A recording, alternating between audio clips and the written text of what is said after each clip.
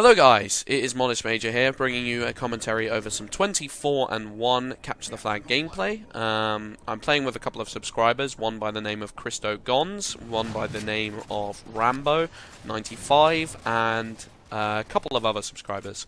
Now, Christo Gons is just a calming influence on my game. I can tell he has puppy dog eyes for Halo, and I can tell he really enjoys the game. He's kind of a new player to the franchise. He joined during Reach.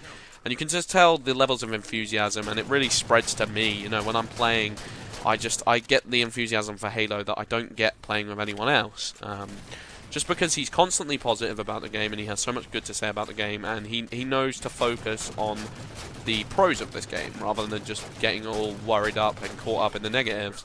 And that is what I would advise any people watching this video to do, is try and surround yourself with positivity on this game. You don't want to be in a cesspool of negativity, you know, picking apart Halo 4 and trying to find all the flaws, because you will find flaws, and it's not hard to find flaws, and it's very easy to talk about flaws, but it will make your overall playing experience lesser because of it, because you'll just be sitting there and you'll be blaming every single death on some problem with the game, and you'll get less fun out of the kills because you'll feel like it's lucky, because people are talking in the background about how this game is broken and how the BR should be the more dominant weapon, but the DMR is just completely overpowered.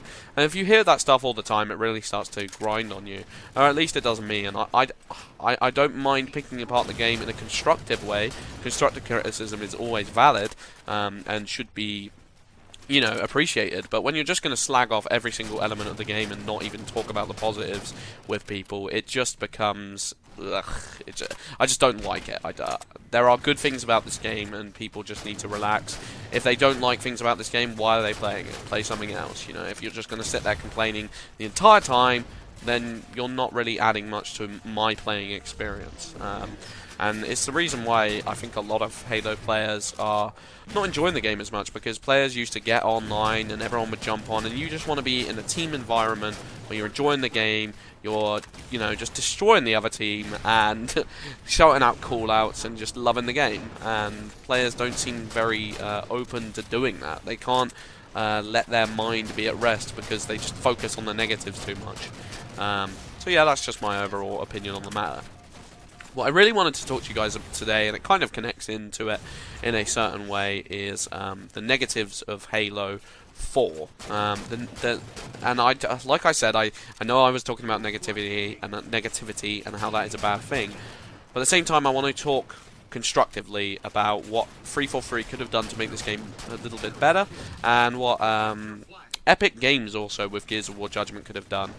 The problem with this age of games right now is that Call of Duty has created a massive success. And in any form of business, developers will look at that, you know, competitors will look at that success and think, how do I replicate it or beat it? And I think what 343 and what Epic Games have done in response is taken elements from their game and tried to add it in. That's all they've done. They've put them in where they physically can and expected it to go down well. They've copy and pasted whatever they physically can without it being too overbearing. Well, in their hopes that it won't be too overbearing to the consumers. Now, in my opinion, it was a bad decision to do that in the first place.